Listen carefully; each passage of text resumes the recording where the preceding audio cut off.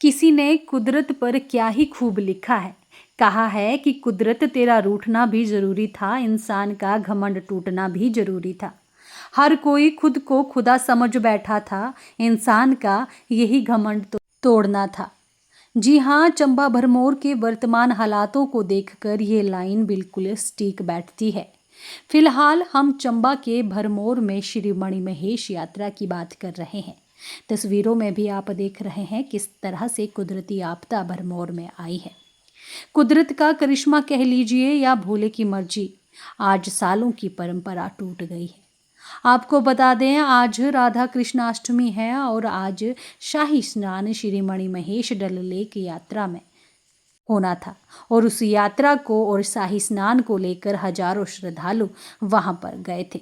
लेकिन कुदरत के आगे किसी की नहीं चलती, यह भी पूरी तरह से साफ हो गया है। और देखिए, बिना राधा कृष्ण अष्टमी के अवसर पर स्नान किए हजारों की संख्या में श्रद्धालु घर की ओर रवाना हो रहे हैं। हालातों को मद्देनज़र रखते, जैसा कि आप इन तस्वीरों में देख ही पा रहे हैं कि किस तरह से लाइन लगाकर हजारों श्रद्धालु चंबा की ओर प्रस्थान कर रहे हैं। लेकिन सच ही है कि कुदरत के आगे किसी की नहीं चलती, यह भी पूरी तरह से आज साफ हो गया है। इतिहास में आज पहली मर्तबा ऐसा हुआ है कि श्री मणिमहेश डल लेक में राधा कृष्ण अष्टमी के शुभावसर पर स्नान ही नहीं हो पाया है।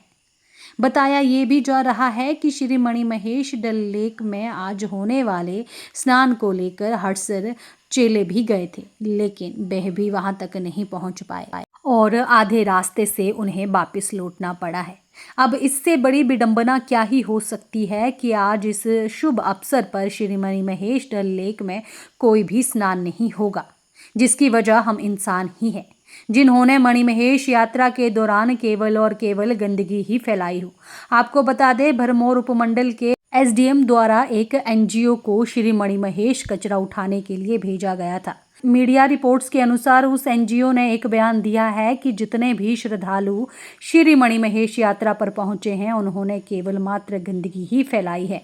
उन्होंने कहा है कि जो भी श्रद्धालु मणिमहेश डल लेक में इससे पहले स्नान करके गए हैं, उन्होंने अपने सारे अंडर गारमेंट्स डल लेक में ही फेंक दिए हैं। इतना ही नहीं, चारों तरफ शौचालय की ही गंदगी देखने को मिल रही है। अब ऐसे में आप सोचिए, सृष्टि के रचयिता भोलेनाथ इस गंदगी में कैसे रह सकते हैं।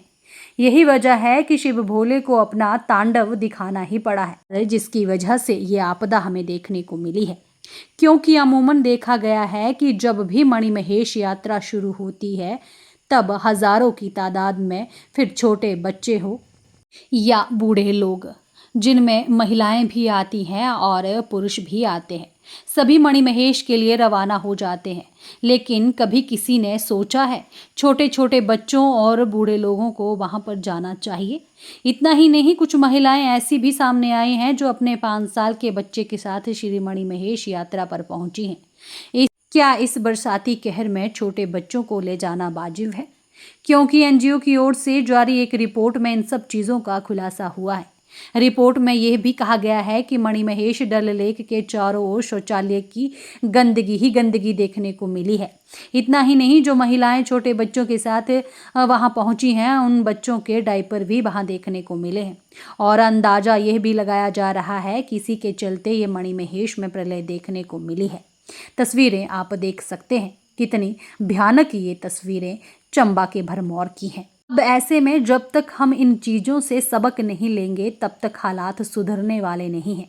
फिलहाल तस्वीरें आप देख सकते हैं और ये देखिए किस तरह की प्रलय भरमौर मणिमहेश में आई है। लाखों की संख्या में लोग श्री मणिमहेश यात्रा में पहुंच रहे थे। बीच में ही बारिश के चलते और बादल फटने की वजह से यात्रा को रोकना पड़ा और उसके बाद के हालात आप देख ही रहे हैं कि कैसे हैं। ना सड़कें बची हैं, ना ही बिजली है और ना ही इंटरनेट की सुविधा है। हालांकि बताया ये जा रहा है कि आज से एयरटेल का नेटवर्क आने शुरू हो गया है। उसके बाद की तस्वीरें आप देख सकते हैं कि बीच से सड़क ही गायब है। अब ऐसे में लोग क्या ही करें। वहीं ये जो तस्वीरें आप देख रहे हैं, ये हमने पुरानी तस्वीरें भरमौर में हालात बिगड़ने से पहले की ली हैं, मणिमहेश की ली हैं, जब हालात बिल्कुल सही थे।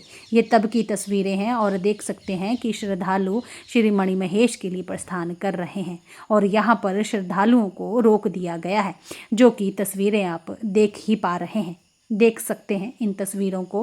वहीं दूसरी ओर ये भी जो डल लेक आप देख रहे हैं, ये मणिमहेश का डल लेक है और ये भी हम आपको पुरानी तस्वीर साझा कर रहे हैं कि आप देख सकते हैं किस तरह की तस्वीर थी।